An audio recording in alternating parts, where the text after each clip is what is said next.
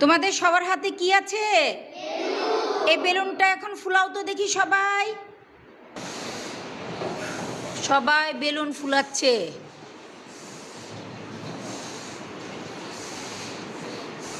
আচ্ছা, বেলুন ফুলানোর ফলে কি হয়েছে? বেলুনের ভিতরে কি ঢুকেছে? বাতাস ঢুকেছে। তার মানে কি বাতাসের ওজন এবং আয়তন আছে না নাই? আয়তন যদি না থাকতো তাহলে কিন্তু বেলুনটা বড় হতো না, তাই না? আচ্ছা, তার মানে আমরা বুঝতে পারছি যে আমরা যে বাতাস ঢুকিয়েছি, বাতাস ঢোকার ফলে বেলুনটি আয়তনে বেড়েছে, তাই না? যখন এটা ফুলানো ছিল না তখন এটা কি ছিল? ওজনও একটু কম ছিল। বাতাস ঢুকানোর ফলে এটার ওজন বেড়েছে এবং এটার আয়তনেও এটা